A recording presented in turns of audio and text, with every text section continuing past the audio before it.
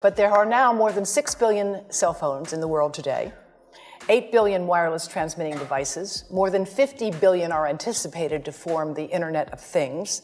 A mobile phone and the microwave oven use a very similar frequency. The difference between them is power. The power of the microwave oven is 1,000 watts, and of course that's power that can heat up a cup of water in maybe 60 seconds. The microwave oven, the mobile phone, the cordless phone, the Wi-Fi monitor, the baby monitor, they all use the same frequency. They differ in power.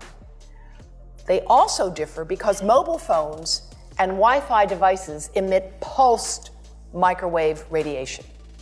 It's the pulse, not the power, that appears to be biologically most important. The pulse that is erratic and irregular, like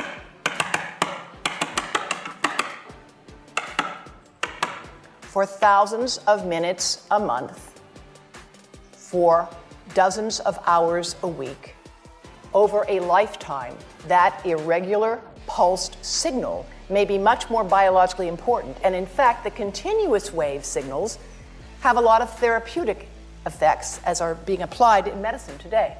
This is just to show you what happens in a 4-second mobile phone call. This is power density indicated here. And of course, a phone is on standby, it's not doing too much, but 900 times a minute it's looking for a signal. It says to the tower, "Where are you? Here I am. Where are you? Here I am." It's smart. That's how it's supposed to do. Now, when the phone rings, the worst time for you to put a phone right next to your head is when you answer it and say hello, because it's smart and it goes to max power. They're programmed to do that. Max power.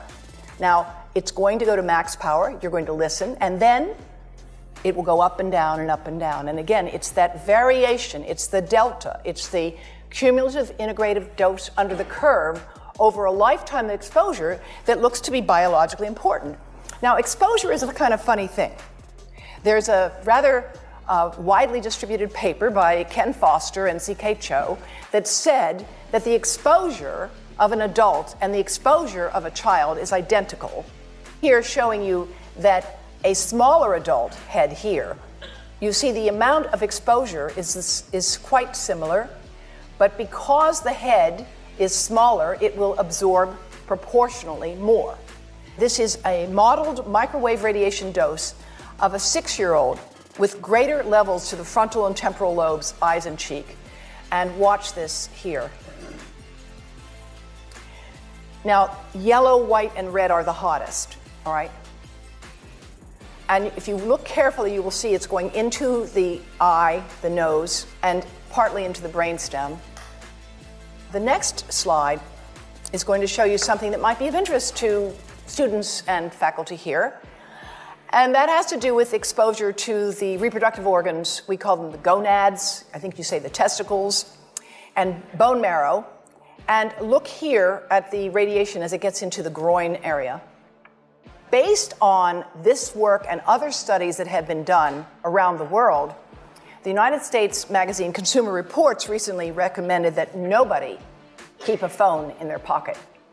Nobody. And in fact, if phones were tested in pockets, they would exceed the as-tested exposure guidelines, which is why Telstra has recently issued that advice. And that's why we've developed the Baby Safe project with colleagues at Yale to advise pregnant women to protect their abdomens from mobile phone radiation, as well as from iPads, which I should add, iPads and other devices are called tablets because they belong on tables.